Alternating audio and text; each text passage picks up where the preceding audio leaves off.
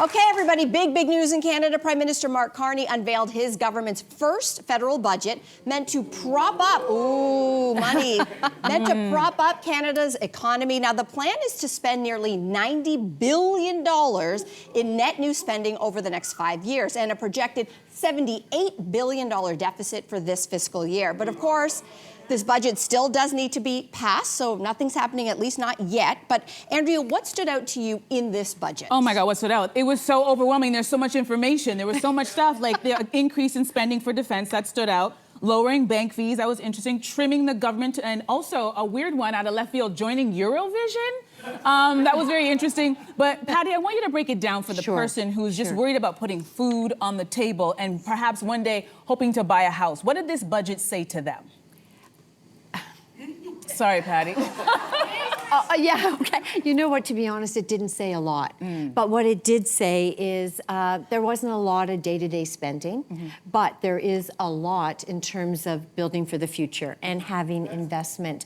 And so when you think of it, this was a budget that was all about austerity in a little way, and investment in a big way. They're not planning for today. They're not even planning for tomorrow. They're planning for the next decade. And what I can tell you is it's a real change. I'll throw out a term. I think Canada has been fairly resilient. This budget is a bold pivot to reinvention. And my last part of that reinvention comes down to, I think our Prime Minister gets that we have to move beyond the U.S. administration protectionism. So I guess it's fair to say that this budget is a generational budget, not a next, tomorrow budget. Yeah, and you did ask a fair question about what does this mean in terms of putting food on the table. They will take the lowest tax rate from 15% to 14%. That's a 1% move up to $55,000. Now, we have a progressive tax system in Canada. So if you make $35,000, you'll save $350 a year. If you make $55,000 or more, you'll make $550 a year. Is it a lot? No. Is it going to cost a lot? Yes. Probably $27 billion. It's not going to kick in until July next year. But it is something, it is modest, but that is not what this budget was about. Answer my question. It's really interesting because we said off the top there that there's an expected $78 billion deficit. 78.3. 78.3, but what's a 0.3? What's so that means that we are overspending by $78 billion than we are taking in. Correct. Isn't that a lot of money in 1 year? Well, you know what? Here's the deal. $78.3 billion is a lot of money, but the deficit, ideally, as we invest, will start to come down in terms of, what we can create in infrastructure, what we can create through, defense and creating jobs and building for the long term. But when you look at $78.3 billion as a percentage of GDP, it's 2.5%. The acceptable norms are between 2% and 4%.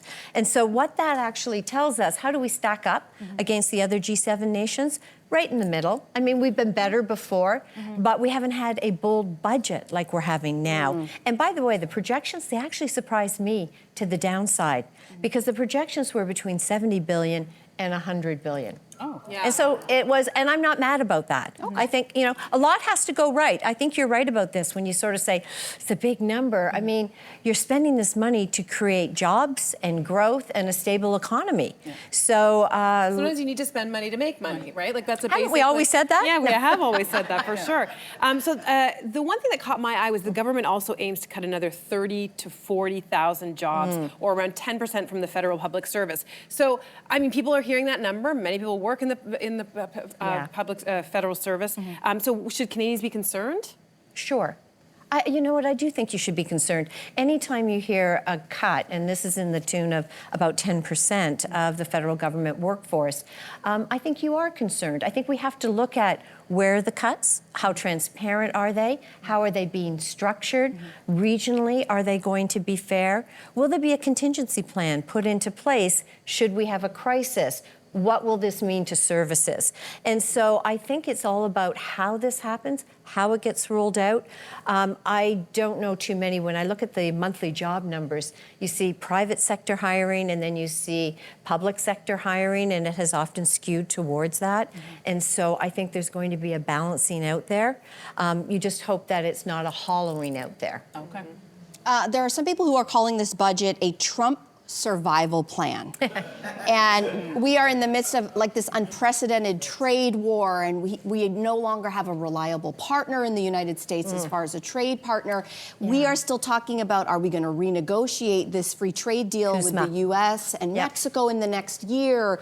So how does this budget fit into that world? Because I did not see any language that said, well, this is the budget if we do get a great free trade deal. And I also didn't hear the language, this is the budget if we don't get a free trade deal. Because you know what? I'm not sure at this point it matters. And I say that, I know, I felt the body language. No, but here's why. You know, it's, when I talk about personal finance ad nauseum, some would say, I talk about diversification. Everything went wonderfully well when we were dealing with the US and we had a good trading relationship until it didn't go well. And the fact is, it's like anything. When you're in an investment and it's doing really, really well, you think, hey, it only has one way to go up. And that's not the case. It can go down and the trajectory can change. It has changed. So it is time for Canada to move on and to build better relationships, additional relationships. And it'll be great if we get back to something with the US, but it can't be only the US. And I think that's what this is all about right now. So on a lighter note, Andrea mentioned it earlier, Eurovision was mentioned, which just seemed utterly random. Are you going to ask me to sing? It was just so odd. I actually thought initially it was a play on words. Like we have a vision for Europe. We got a Eurovision, right? Like we're trying to separate ourselves in the U.S. I thought, oh, how clever. It turns out it's actually a wildly popular international song Yeah. contest. I know, but I looked it up on ChatGPT, and it still didn't help me. But so Carney was mentioning how he thought that CBC might be involved in this. Like, what did you think of this? I didn't. You didn't? No. Thank you for being honest. No, I really didn't. Can we go back to talking numbers? Yeah. We could have an infrastructure spend $1 trillion. You don't care about that. Eurovision. I just thought, hey, listen, we work in the arts, we work in media, and the fact that did not go lost on me was that the budget includes roughly $400 million intended to, quote, grow Canada's creative industries and help Canadian talent succeed in an increasingly digital and global marketplace. We should all feel really happy and proud of that. We should. People who care. What I heard from that was just like, you know, we have spent so much time as Canadians looking to our neighbors to the south for our content, for our, for our identity in some cases. So true. And I think this, to me, marks something quite profound. Forget about Eurovision for a moment, but just in general, to be supporting the arts, it that's matters. Great. Yes, really it does. No, matter. the arts do matter. Yes. I could not have said it better. Okay, then we'll just leave it there for you, Patty. That is wonderful. Okay, we are broken age. Feel a little better? I do. We understand this a little better. Okay, that's the point. Hey, you, come a bit closer. We've got so many more must-see interviews, spicy debates, lifestyle tips, and pop culture moments. So subscribe to our channel by tapping the logo below and don't miss out.